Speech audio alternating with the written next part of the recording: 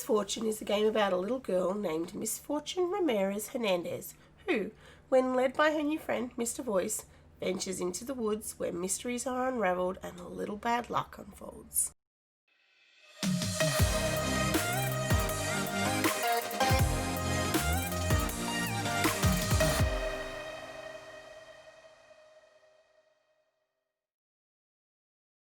Hi, I'm Vic and I'm a content creator here on YouTube and also on Twitch. I tend to focus on a lot of indie and story-based games and I love writing, so you'll find a lot of game reviews here. But I'm still only new, so I'm still trying to find my feet. Sometimes there'll be a few playthroughs and other fun stuff. If there is something you would like to see or a game you would like reviewed, please let me know. If you like this video, don't forget to click the like button and hit the subscribe as well as the bell to make sure you get any notifications for new videos. Or alternatively, you can catch me on Twitch Friday, Saturday, Sunday and Monday, and my link is down below in the description.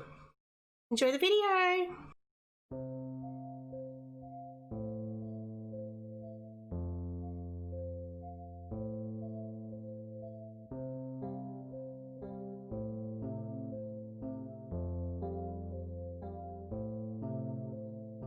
I was introduced to Little Misfortune when talking to my chat about how much I enjoyed the game Fran Bow. I love twisted fairy tales and games that have dark humour to them, and Little Misfortune did not disappoint.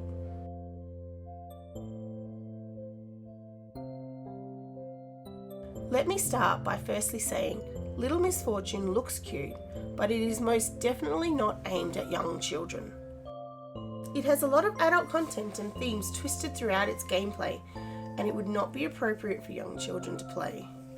There are many adult-themed NPCs that Misfortune comes in contact with as well, such as the fuckadillus bird and stripper hamsters, that make the content a bit mature for a younger audience. That said, older teens would be able to play the game and understand it for what it was, a twisted fairy tale horror game. The writing is extremely well done, and many of Misfortune's catchphrases have become well known throughout the community of people who have enjoyed the game. Yikes Forever and Glitter Attack are two that I have personally enjoyed using and have heard many times within the gaming community. I really love her way of speaking. I found it so cute and simple, yet then she would come out with something like, "My mummy used to send me there for smokes while she hugged strangers behind the dumpster." Or, "He hung himself like a piñata, can I hit him like a piñata?" And I would be left utterly dumbfounded.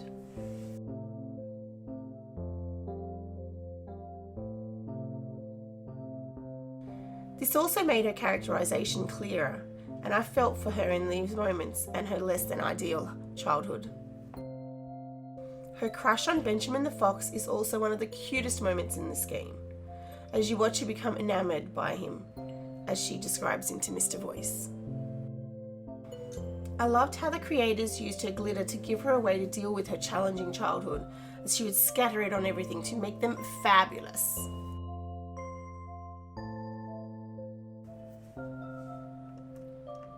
Throughout the game, you can only move forwards and backwards, with occasionally being asked to make different choices that you were told would have particular consequences by using A or D. Even when you think that you are doing the better option of choice, there is a high chance that something horrific will happen. I'm not sure how much of a difference things would have made, as I only had one playthrough, but I did at one stage choose to put a fish back into the water, and I was unable to give it to a seagull later in the game. I felt as though your choices changed the cutscenes of the story rather than change the story itself. Some questions may give a little bit more characterization of Misfortune, such as when you do the honesty questions while she's walking. My community really enjoyed the honesty questions. It really gave us something to discuss while Misfortune was walking along. There were lots of parts within the game that the community and I could make connections from other pop culture and games that we had experienced before, with the world swapping seeming rather similar to Fran Bow style of game, and the dark humorous cartoon design was very similar to MTV show Daria.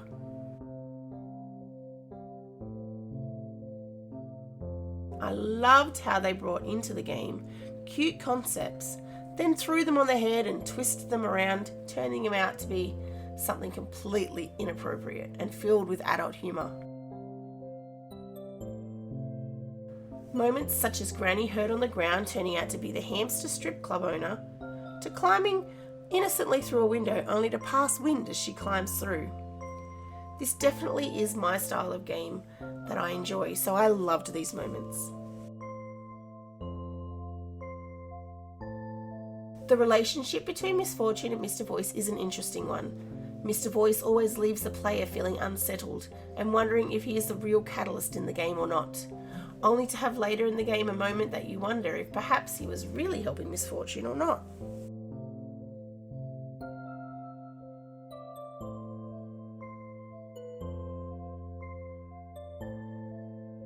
I really loved the whole twisted fairy tale feel of this game, and there were twists at every corner, so it was really hard to get bored.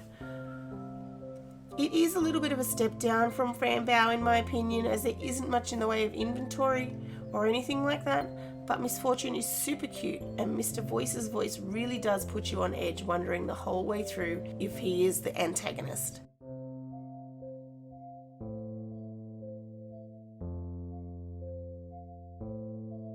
You play as the titular character Misfortune Ramirez Hernandez, and after hearing a voice uncreatively yet characteristically named, well, Mr. Voice, you follow him into the forest for a little game with deadly consequences.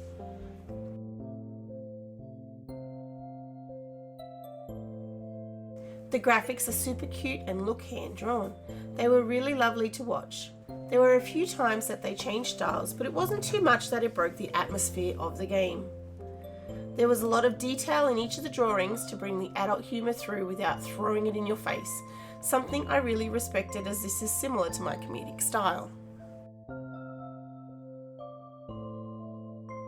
The music throughout the game really fuses well together. It isn't played all the time, but when it does, it doesn't take away from the story. The only time I found it disconcerting was during the unicorn versus hamster dance-off, which kind of made sense because of the fact that it was a nightclub and hamster strippers. During the game, you can only move forwards or backwards, and at certain points in the game you're required to make choices for Misfortune by pressing A or D, which come back into the storyline later.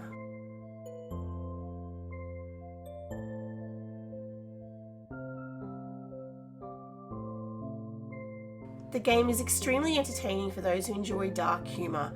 The story continues to keep you gripped until the end, breaking it up with puzzles and minigames that are not too distracting or challenging to take away from the game and its story.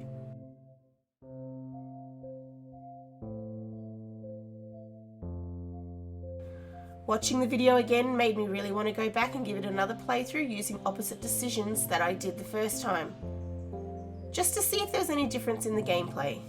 There are many achievements on Steam that you can go back to complete after finishing the game the first time.